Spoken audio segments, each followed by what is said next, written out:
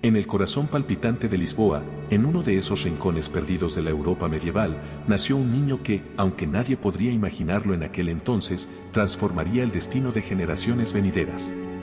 Fernando de Bulles, conocido posteriormente como San Antonio de Padua, no solo cambió su vida, sino también la de millones de personas que, siglos después, seguirían invocando su nombre en busca de consuelo y guía. Pero, como suele suceder con las historias que nos marcan profundamente, su vida no comenzó con milagros ni predicaciones, sino con una infancia llena de preguntas que nadie sabía cómo responder. Uno de los primeros momentos que marcaron la vida de Fernando fue precisamente su niñez, esa etapa en la que el mundo parece girar más lentamente, dándole tiempo al alma para contemplar, para buscar algo más allá de lo que los ojos ven. Nació en 1195, en una familia noble de Lisboa, que desde su nacimiento ya tenía grandes expectativas sobre su futuro. Era natural que, siendo parte de una familia tan distinguida, se esperara que el joven Fernando siguiera una vida de grandes logros, prestigio y riqueza. Sin embargo, desde pequeño, Fernando mostró que su corazón no iba por el camino que sus padres y su sociedad pensaban para él. Desde muy temprano, mostró ser un niño peculiar. Mientras sus compañeros de juego corrían por las bulliciosas calles de Lisboa, él prefería la tranquilidad que ofrecía la pequeña capilla de su vecindario. Allí se sentaba en silencio, observando las imágenes de santos, las ceremonias religiosas y las luces tenues de las velas, cautivado por algo que no podía comprender del todo, pero que sí sentía profundamente. La devoción que impregnaba a su familia fue un factor clave en su vida, una devoción que influyó tanto en su alma como para llevarlo a realizar preguntas que sorprendían incluso a los adultos. Un día, después de escuchar la historia de un mártir cristiano, le preguntó a su madre: ¿cómo puede alguien amar tanto a Dios como para dar su vida por Él? Esta simple pregunta, tan cargada de inquietud y curiosidad, sería el primer destello de lo que sería una vida llena de búsquedas espirituales. Con solo 10 años, Fernando ya había desarrollado un interés inusual por los textos religiosos. En lugar de correr tras las modas de su tiempo, pasaba horas y horas sumergido en las escrituras y en los escritos de los padres de la Iglesia, buscando respuestas a las inquietudes que habitaban su corazón. Su devoción no era solo intelectual, también se veía reflejada en su bondad hacia los demás. Ayudaba a los pobres y consolaba a aquellos que sufrían, siempre con una ternura y generosidad que lo hacían destacar en su comunidad. Pero a pesar de su inclinación por la vida religiosa, la familia de Fernando, como era de esperarse, tenía otros planes para él. Como parte de una familia noble, su destino parecía ya trazado. Se esperaba que siguiera una carrera que le otorgara prestigio y riqueza, pero el joven Fernando, con su alma inquieta, sentía que esa no era su verdadera vocación. La vida le ofrecía otras respuestas, y él, por alguna razón inexplicable, no podía ignorarlas. Cuando cumplió 15 años, en lugar de continuar con el camino que su familia había elegido para él, Fernando tomó una decisión que cambiaría su vida para siempre. Decidió ingresar al monasterio de los canónigos regulares de San Agustín, una decisión que lo apartaba del lujo y la comodidad que había conocido hasta entonces. Este acto de desprendimiento lo llevaría a una vida de dedicación total a Dios, aunque el camino no sería fácil. La vida en el monasterio agustino fue todo lo contrario a la vida que Fernando había llevado. La disciplina, las largas horas de estudio y oración, y la austeridad de la vida monástica le trajeron desafíos inesperados. La tranquilidad del monasterio contrastaba con la vida activa y ruidosa que había conocido de niño, pero en lugar de desanimarse, Fernando se sumergió en el estudio de la teología, la filosofía y las escrituras. Su sed de conocimiento lo impulsaba a profundizar en las cuestiones más complejas, desafiando a sus maestros con sus preguntas. Pero a pesar de todo esto, algo seguía faltando en su corazón. A pesar de su dedicación, sentía un vacío, una sensación de que su conexión con Dios aún no era la que anhelaba. Este sentimiento de insatisfacción creció cuando comenzó a escuchar sobre una nueva orden religiosa que comenzaba a hacerse famosa en aquellos tiempos, los franciscanos, fundados por San Francisco de Asís. Los franciscanos vivían en pobreza extrema, predicando el Evangelio en pueblos y ciudades y entregándose por completo a Dios, sin aferrarse a ninguna propiedad terrenal. Esta vida, tan radical y tan diferente a la suya, comenzó a resonar en el corazón de Fernando. Sin embargo, aún no estaba listo para dar el paso. Fue en este tiempo cuando ocurrió un evento que marcaría un punto de inflexión en su vida. En una de las visitas de los frailes franciscanos a Portugal, llegaron con los restos de 5 de sus compañeros, martirizados en Marruecos por predicar el Evangelio. La visión de esos cuerpos mutilados y destrozados por la fe de aquellos hombres causó un profundo impacto en Fernando. Estos frailes no solo habían renunciado a todo lo que el mundo les ofrecía, sino que también habían dado su vida por su fe. Esta imagen de sacrificio absoluto tocó un punto sensible en el joven Fernando y, aunque en un primer momento no comprendía completamente el sentido de todo aquello, comenzó a cuestionarse a sí mismo: ¿es esta la vida que yo quiero vivir? ¿Es esta la forma de acercarme realmente a Dios? Después de semanas de oración y reflexión, tomó una decisión que sorprendió tanto a sus compañeros como a sus superiores.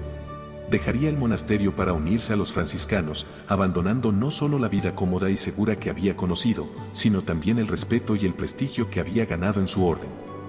En ese momento, adoptó un nuevo nombre, Antonio, en honor a San Antonio Abad, el ermitaño del desierto, como símbolo de su renacimiento espiritual y su nueva vida, dedicada por completo a Dios. Esta fue solo la primera de muchas decisiones radicales que marcarían su vida, pero aún quedaba mucho por caminar, mucho por comprender. El encuentro con el destino fue, sin lugar a dudas, un momento crucial en la vida de Antonio. Cuando decidió unirse a la Orden de San Francisco, dejando atrás su vida en la Orden de los Agustinos, su único deseo era llevar el mensaje del Evangelio a tierras lejanas, dedicando su vida a la causa de la fe, como lo hicieron los mártires que lo habían inspirado, los frailes de Marruecos. Con la firme intención de viajar a África y predicar a los no creyentes, se embarcó en un viaje que cambiaría el rumbo de su existencia. Antonio abordó un barco con destino a Marruecos, dejando Portugal atrás y adentrándose en un mar de incertidumbre. Sin embargo, el viaje no fue como lo había planeado. A medida que avanzaba hacia su destino, su cuerpo comenzó a traicionarlo. Una fiebre severa se apoderó de él, debilitando su cuerpo y poniendo en peligro su misión. La enfermedad lo dejó tan incapacitado que pronto quedó claro que no podría cumplir el sueño que tanto había alimentado en su corazón. Su dolor físico era insoportable, pero el sufrimiento que lo atravesaba con mayor intensidad era el dolor espiritual de no poder concretar su propósito de vida. Ante esta situación, los superiores de su orden decidieron que debía regresar a Europa para recuperarse. Antonio, aunque frustrado por no poder continuar con su misión, aceptó la decisión con obediencia y subió nuevamente a un barco con rumbo a Portugal. Pero el viento, las olas y el destino tenían otros planes para él. Durante días, la tormenta fue arrastrando el barco, desviándolo completamente de su curso. Exhausto, confundido y débil, Antonio finalmente llegó a la costa de Sicilia, en Italia. Este inesperado desvío, tan ajeno a los planes de Antonio, marcó el inicio de una nueva etapa en su vida, una etapa que él aún no podía imaginar. Aunque Antonio no lo sabía aún, este giro en su destino lo pondría cara a cara con una figura que cambiaría su vida por completo, San Francisco de Asís. Como si la tormenta no solo hubiera alterado el rumbo del barco, sino también el de su existencia, Antonio, después de desembarcar, fue acogido por una comunidad de frailes franciscanos. Allí, por primera vez, escuchó hablar de San Francisco y del movimiento que había iniciado, un movimiento lleno de humildad, pobreza y amor al prójimo. Fascinado por la pureza y la devoción de este hombre, Antonio sintió que finalmente había encontrado un propósito más grande que el que había imaginado. Poco después de su llegada, Antonio tuvo la oportunidad de conocer personalmente a San Francisco durante un capítulo general de la orden. Este evento reunió a cientos de frailes franciscanos, todos dispuestos a compartir experiencias, orar juntos y recibir las enseñanzas del propio San Francisco. En medio de la multitud, Antonio, con su humildad característica, prefería mantenerse en silencio, escuchando atentamente las palabras de los frailes y absorbiendo cada enseñanza que llegaba a su corazón. En algún momento, tuvo la oportunidad de encontrarse cara a cara con Francisco. El intercambio entre ellos fue breve, pero suficiente para que Francisco percibiera algo especial en Antonio. En sus ojos vio una pasión ardiente, un fuego que no solo reflejaba el conocimiento profundo que Antonio poseía, sino también una fe viva y vibrante. Francisco, guiado por el Espíritu Santo, reconoció en él un hombre destinado a grandes cosas dentro de la orden. Le ofreció su bendición y lo alentó a continuar sirviendo con humildad y devoción. Las palabras de Francisco dejaron una huella profunda en Antonio. Aquellas sencillas pero poderosas palabras no solo le ofrecieron el respaldo de un mentor, sino que también le mostraron un modelo de vida al que aspirar. A partir de ese momento, Antonio no solo veía a Francisco como un líder religioso, sino también como el ejemplo vivo de la fe, la sencillez y el amor al prójimo. Con su corazón lleno de gratitud y renovado en su propósito, Antonio continuó sirviendo humildemente dentro de la comunidad franciscana. Aunque no buscaba protagonismo ni reconocimiento, Dios tenía planes mayores para él. El momento clave llegó durante una ceremonia que reunió a frailes franciscanos y dominicos para celebrar una importante ordenación. En medio de la ceremonia, se había previsto que un fraile ofreciera un sermón, pero por una confusión de última hora, no había un orador asignado. Desesperados, los superiores comenzaron a buscar a alguien que pudiera improvisar unas palabras. Fue entonces cuando alguien sugirió que Antonio podría ser el elegido. En un principio, todos dudaron, ya que Antonio era conocido por su humildad y su carácter callado, y nadie sospechaba que tuviera habilidades para la oratoria. Pero, al no haber otra opción, le dieron la oportunidad. Antonio, tímido y nervioso, subió al púlpito con el corazón palpitando en su pecho. Sin embargo, algo extraordinario ocurrió cuando comenzó a hablar. Su voz, aunque inicialmente dubitativa, se fue transformando en una expresión firme y decidida.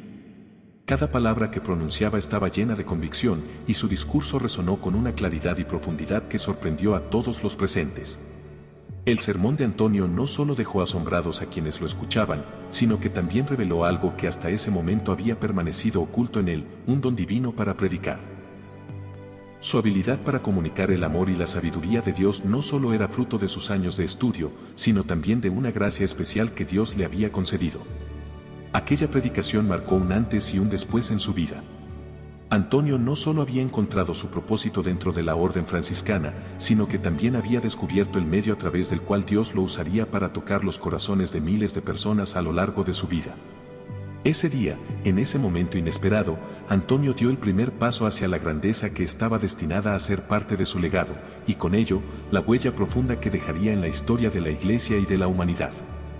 A partir de ese momento, los superiores de la orden encomendaron a Antonio una nueva misión: predicar el Evangelio por toda la región, llevando su mensaje de amor y fe a todos aquellos que estuvieran dispuestos a escuchar. Antonio comenzó a recorrer aldeas, pueblos y ciudades, cumpliendo con la tarea que se le había encomendado. Sus sermones eran tan poderosos que atraían multitudes, desde los humildes campesinos hasta los nobles más poderosos, quienes se sentían igualmente conmovidos por sus palabras. Pero lo que realmente tocaba los corazones de las personas no era solo su elocuencia, sino la sinceridad con la que hablaba y la coherencia entre su vida y su mensaje. Antonio no solo predicaba sobre la pobreza y la humildad, él mismo vivía estos principios de manera profunda. Todo lo que tenía, lo daba generosamente a los más necesitados.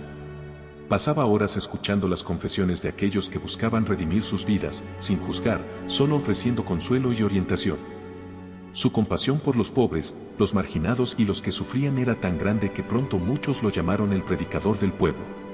Sus palabras impregnadas de sabiduría y amor transformaban las vidas de quienes lo escuchaban, y no eran pocos los que, después de escucharle, decidían cambiar sus vidas por completo, abandonando el pecado para seguir a Cristo. Sin embargo, Antonio siempre recordaba que no era más que un humilde servidor de la voluntad de Dios. Atribuía todo el mérito de sus predicas a la gracia divina que guiaba su vida. A pesar de su creciente fama como predicador, la vida de Antonio dio un giro inesperado. Ya no era solo un fraile humilde y desconocido, su nombre comenzó a resonar en todos los rincones de la región. La gente lo veía no solo como un hombre que hablaba con elocuencia, sino como alguien cuyo fervor espiritual tocaba las almas de todos los que se cruzaban en su camino. No obstante, más allá de las palabras, los milagros comenzaron a suceder a su alrededor, y esos hechos extraordinarios sirvieron para confirmar su santidad y la verdadera naturaleza de su misión. Los enfermos sin esperanza, los pobres desamparados y aquellos que enfrentaban problemas imposibles acudían a Antonio con fe en que su intercesión pudiera traerles alivio. Fue en este contexto donde comenzaron a suceder eventos que no podían ser explicados por medios naturales. Las historias sobre los milagros del fraile franciscano empezaron a correr de boca en boca, y las personas de todos los rincones comenzaron a verlo como un hombre con una conexión divina. Uno de los primeros y más sorprendentes milagros ocurrió cuando una mujer viuda llegó a Antonio con el corazón lleno de angustia. Era madre de un niño pequeño y estaba siendo calumniada por un hombre poderoso de su aldea, quien negaba ser el padre del niño. Esta mentira no solo dañaba la reputación de la mujer, sino que también la dejaba aislada socialmente, desconociendo si algún día su honor podría ser restaurado. Desesperada, acudió a Antonio en busca de justicia, convencida de que solo un hombre santo podría darle la solución a su problema. Antonio, al escuchar la historia de la mujer, sintió en lo más profundo de su ser la injusticia que ella estaba viviendo. Sin embargo, lejos de reaccionar con rabia o condena, se dirigió a Dios en oración. Levantó su mirada al cielo, pidiendo que la verdad se revelara, no solo para restaurar la dignidad de la mujer, sino también para que todos los presentes pudieran ver el poder de la fe. Fue entonces cuando ocurrió lo extraordinario. Antonio tomó al niño en brazos, lo miró con ternura y, dirigiéndose al cielo, dijo: Dios es quien defiende a los inocentes, este niño hablará y dirá la verdad. La multitud se quedó perpleja, pues el niño era demasiado pequeño para hablar con claridad. Pero, para sorpresa de todos, el niño señaló al hombre que acusaba a su madre y, con voz firme, dijo: Él es mi padre. El impacto fue inmediato. El hombre, incapaz de sostener su mentira ante el milagro tan evidente, confesó la verdad, lo que provocó un suspiro de asombro entre los presentes. La mujer vio restaurada su reputación, y la comunidad que antes la había visto con desdén, comenzó a verla con respeto. Este milagro no solo resolvió un conflicto, sino que también fortaleció la fe de todos los que lo presenciaron, dejando claro que Antonio no solo era un gran predicador, sino también un instrumento de la justicia divina. Sin embargo, el impacto de su misión fue aún más profundo. En una aldea donde Antonio predicaba, un hombre humilde fue acusado injustamente de asesinato. Los testigos lo señalaron, pero las pruebas eran débiles e inconsistentes. A pesar de las dudas, el juez, presionado por los acusadores, parecía decidido a dictar sentencia de culpabilidad. La angustia del acusado y la desesperación de su familia llegaron a oídos de Antonio, quien decidió interceder en favor de la justicia. Se presentó ante el juez, argumentando que el hombre acusado era inocente y pidiendo que se investigara más a fondo antes de tomar una decisión tan drástica. El juez, desconfiado de las súplicas del fraile, rechazó su intervención y se preparó para emitir su fallo. Pero Antonio, lleno de fe, hizo una petición sorprendente: solicitó que llevaran al hombre muerto, la presunta víctima, al tribunal. La solicitud parecía absurda, pero la autoridad moral de Antonio convenció a las autoridades de cumplirla. Cuando trajeron el cadáver al tribunal, Antonio se arrodilló en oración, con voz firme pero llena de humildad, clamó a Dios: Señor, que la verdad resplandezca en este juicio, permite que este hombre hable y declare lo que realmente ocurrió. Para sorpresa de todos, el cuerpo del hombre comenzó a moverse. Los presentes, paralizados entre el miedo y el asombro, observaron cómo el fallecido abrió los ojos y, con voz clara, declaró: Este hombre es inocente, no fue él quien me quitó la vida. Después de dar su testimonio, el muerto cerró los ojos nuevamente y descansó en paz. El tribunal quedó en completo silencio. El juez, sobrecogido por lo que acababa de presenciar, absolvió al acusado de inmediato. La multitud, aún conmocionada, comprendió que había sido testigo de un milagro extraordinario. No solo se había hecho justicia, sino que la intervención de Antonio había reafirmado la fe de toda la comunidad, recordándoles que Dios siempre está del lado de los inocentes y de los humildes. Este milagro no solo consolidó la reputación de Antonio como un hombre elegido por Dios, sino que también demostró que la verdadera justicia, aquella que no se deja influenciar por el poder o la riqueza, siempre prevalecerá. La vida de Santo Antonio estuvo marcada por una entrega absoluta a Dios, una devoción profunda que se reflejaba en momentos extraordinarios que desafiaban la lógica humana. Uno de los milagros más fascinantes fue el don de la bilocación, una habilidad única que le permitió estar presente en dos lugares a la vez. Este prodigio sorprendió no solo a sus contemporáneos, sino que también aumentó la devoción y admiración hacia él, fortaleciendo aún más su misión. En un periodo de intensa actividad, donde su compromiso con la predicación lo llevaba a recorrer largas distancias, Antonio se vio en una situación crítica.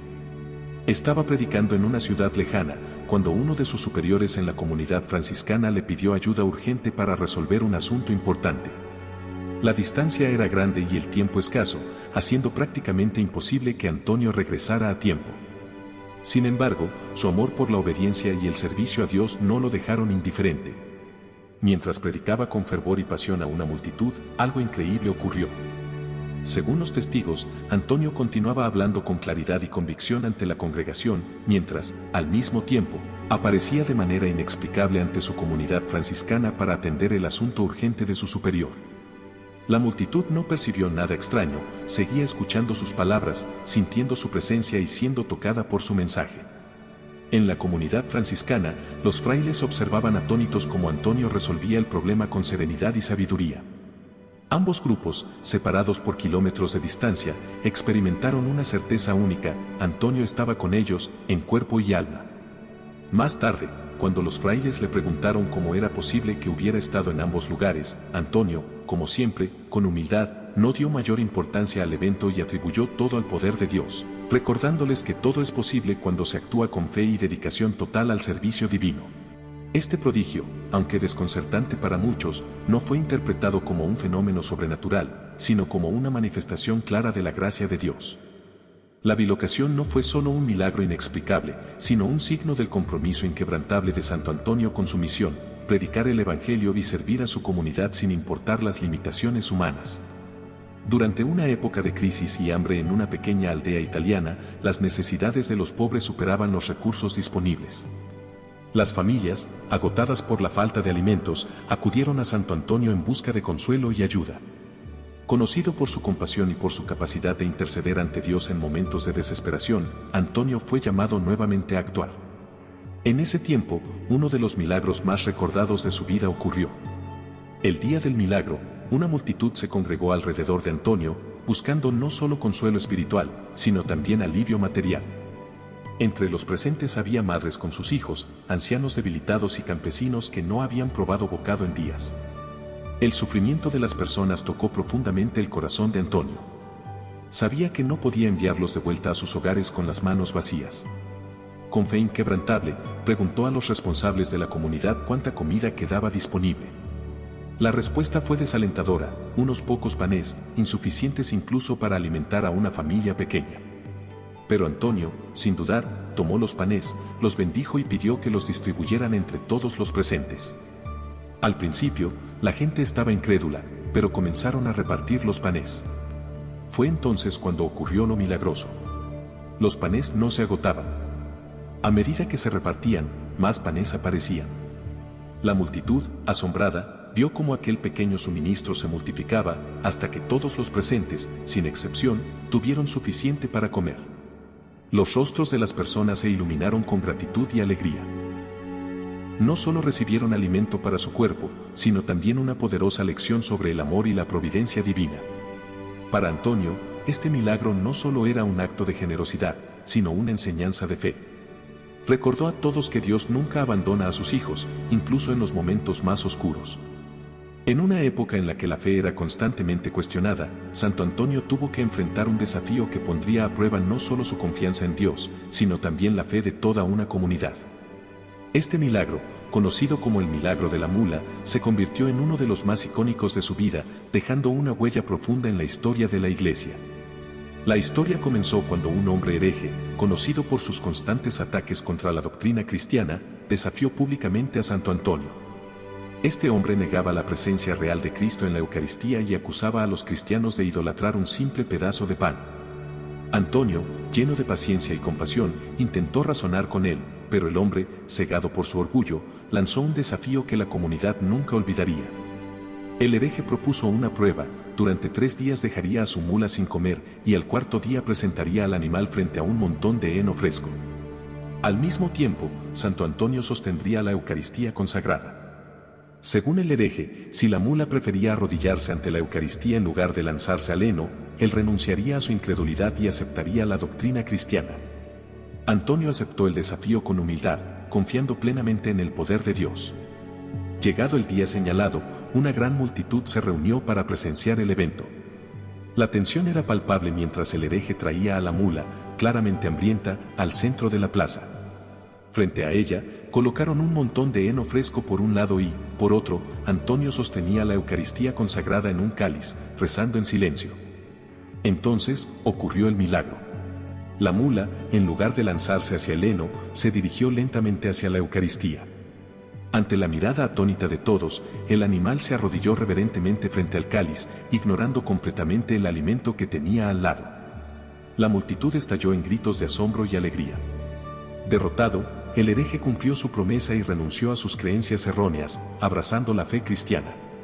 Este milagro no solo reafirmó la presencia real de Cristo en la Eucaristía, sino que también fortaleció la fe de todos los presentes.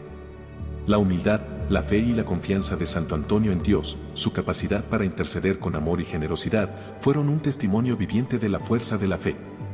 Si la fe puede mover montañas, ¿qué montañas podrías tú mover si confiaras plenamente en lo divino que habita en ti?